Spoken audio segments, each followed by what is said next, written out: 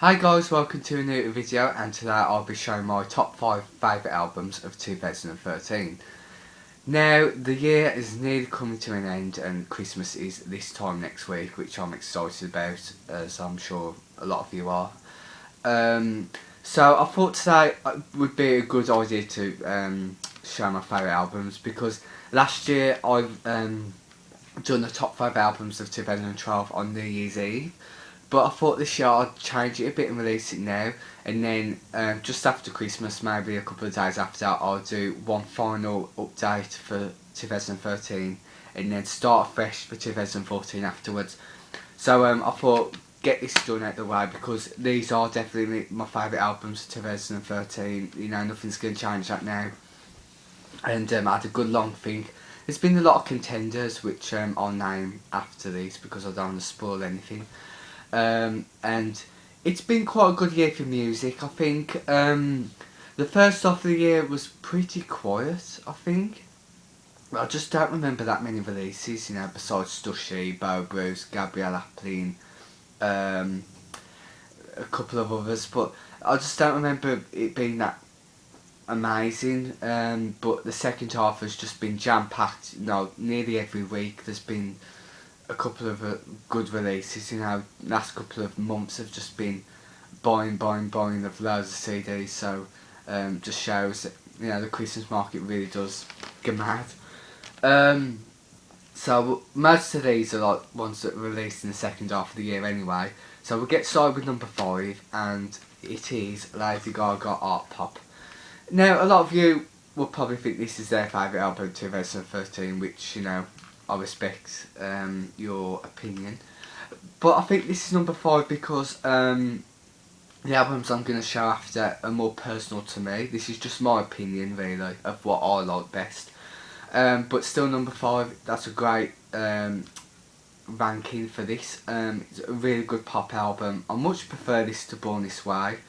I think it's because Born This Way, it was just a time where I was a bit, you know, it wasn't the most happiest time in my life. It was a bit, you know, a bit bluesy, and yeah, so not a good experience. But I've had a good experience of buying this, listening to it, and etc. etc. A great campaign as well, and it's much more interesting than the last album. You know, just right experiments with the hooks and the, you know, the music in the background. You know, I was only listening to the album title track the other day, and it just sounds so amazing and futuristic. It's unreal. So yeah, just a really good result, and you know, just I haven't got a bad word to say against this album, really.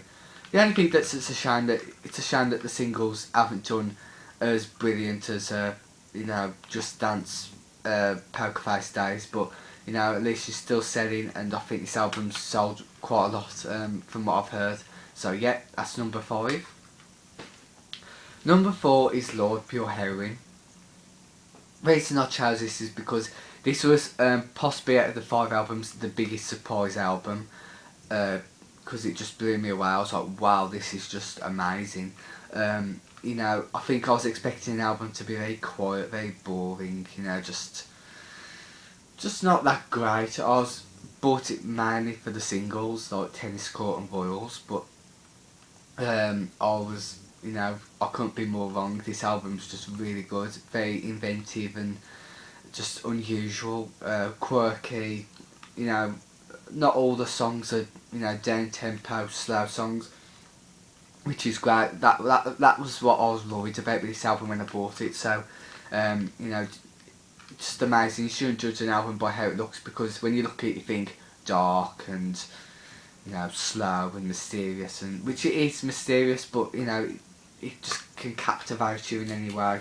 And yeah, it's just she's a really interesting artist, and I really like her, and I hope she gets more hits in the future. So yeah, that's number 4. Number 3 is Haim, however you pronounce it. Days Are Gone, the debut album from the band.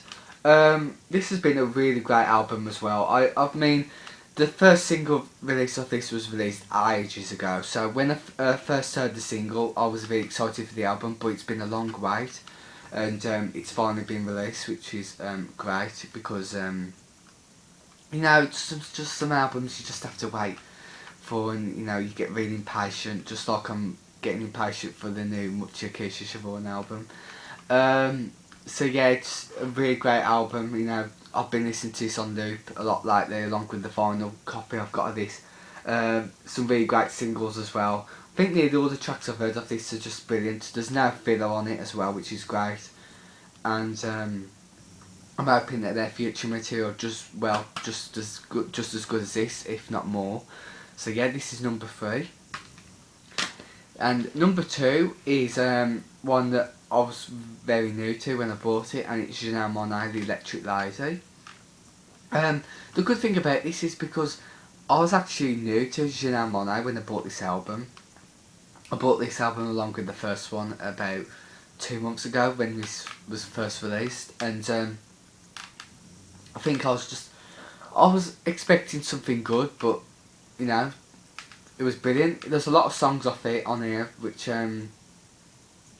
sometimes when there's an album with too many songs, there tends to be filler and it just tends to be over long. But in this case, I've now most of the songs off this anyway. The only ones I don't like off this are the interludes. I think a couple of them are just a bit.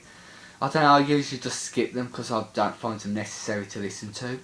But yeah, just an amazing R&B, soul, jazzy, funk album. I'm just astounded why she hasn't had more success. She should be up there with the likes of Beyonce and Rihanna, in my opinion. And you should check her out if you don't know who she is. And yeah, just amazing. The artwork, if there was an album for best artwork, it would have to be this album for this year. So yeah, loving that. And number 1 is Tegan and Sara, Heartthrob.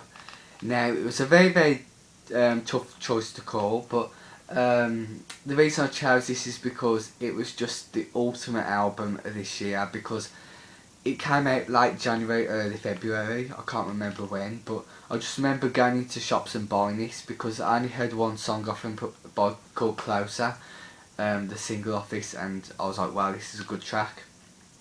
And I just remember buying it on a sunny day, going home and listening to this over and over again. So I've got good memories of listening to this album. And even though it's not the most longest album of all time, but it's just a really good pure pop album. Because the material they released before this, it was a lot more different, a bit more acoustic. And they went down the pop route, and you know, it worked out well for them because, you know, it just works well with the voices and the lyrics. It's just pure pop, and, you know, it's just amazing. You know, nothing bad to say about this album at all. I'm just hoping that their future material, you know, does good and they don't end up in trouble by being dropped or anything like that horrible. So yeah, this is definitely number 1 in my opinion, and nothing's going to change that. So yeah, Tegan and Sara, Heartthrob, number 1 album of 2013. So that is my top 5 favourite albums. The other contenders that would have made the list, which would have been behind this, are like Diana Vickers' Music to Make Boys Cry, Daft Punk's Random Access Memories as well. What else? Oh, Bo Bruce, Before I Sleep, Gabrielle Aplin. Also might have put Stush's debut album, London with the Lights On, and there was one more. It was it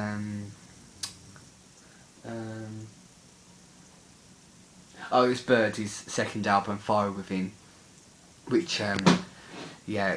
So that's my choices, and that's one of my favourites. You know, like I said, it's been a good year. I think. I'm just hoping next year will be just as good. Of course, I'm really excited for the new Mucha Keisha Siobhan album and the new Tori Amos album, which will be released next spring. I'm hoping I'm getting tickets for them because I've asked for tickets for my birthday, which, fingers crossed, hope my parents have managed to get some at the last minute. And a couple of other releases. I know that Kylie Minogue's releasing the new material next year, which will be exciting as always. So yeah, that's it. I would love to hear everyone's opinions in the comments below of their favourite albums, and just have a listen to what you think of all this. And yeah, I'm going to do one more video, maybe a couple of days after Christmas, of all the things I've had for Christmas and before then, because I've had a couple of singles and albums and a couple of vinyls as well. So I wanted to make a nice update for the last part of the year, and then after that we'll start with 2014. So yeah, great year of music. So yeah, let me hear your views, of course, and thanks for commenting and your support for this year. And here's to 2013. So see you soon, guys, and take care.